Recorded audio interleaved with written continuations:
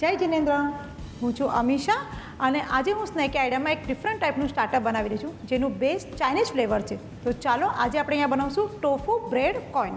સો પહેલાં આપણે અહીંયા બ્રાઉન બ્રેડ લીધા છે, એને કૂકી કટરથી આ રીતે કટ કરી લઈશું. સો આ રીતે આપણે સ્મોલ કોઇન્સ બનાવી લીધા છે. સો હવે એવરી કોઈનને આપણે બટર લગાવી લઈશું.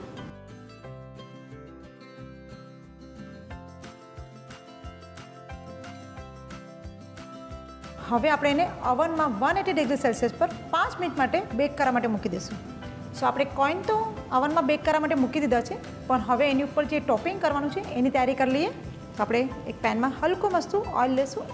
સો આપણું ઓઇલ અહીંયા ગરમ થઈ ગયું છે, એની અંદર આપણે આ ફર્સ્ટ બેબીકોર્ન એડ કરીશું. જરા ગોલ્ડન થઈ જાય ત્યાં સુધી આપણે એને સોટે કરીશું. સો આપણા બેબીકોર્ન અહીંયા ગોલ્ડન થઈ ગયા છે. હવે આપણે બીન્સ એડ કરીશું. એ પણ આપણે અહીંયા બારીક કટ કરેલી છે. એની અંદર આપણે બારીક કટ કરેલા કેપ્સિકમ પણ એડ કરી દઈશું. સો હવે આપણે અંદર થોડા સ્પાઇસીસ એડ કરી દઈશું. આપણે અહીંયા સૂટ પાવડર લીધી છે, ક્રશ મરી, પિંચ ઓફ સુગર, સ્વાદ પ્રમાણે મીઠું એડ કરશું. હવે એની અંદર આપણે આ ચીલી સોસ એડ કરી રહ્યા છે, હલકો મસ્ત સોયા સોસ. બધું આપણે એકવાર પાછું હલાવી લઈએ. એની અંદર આપણે હલકો મસ્ત પાણી એડ કરી દઈશું.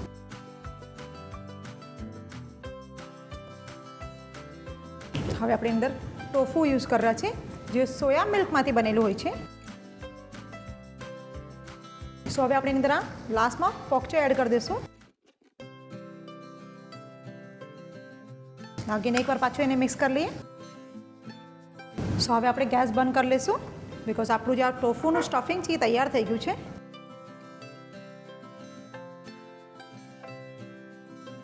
આપણા જે બ્રેડ કોઈન છે એ પ્રોપર ટોસ્ટ થઈ ગયા છે અને આપણું જે આ ટોફુનું જે ટોપિંગ છે એ પણ ગરમા ગરમ છે. તો ચાલો આપણે અસેમ્બલ કરી લઈએ.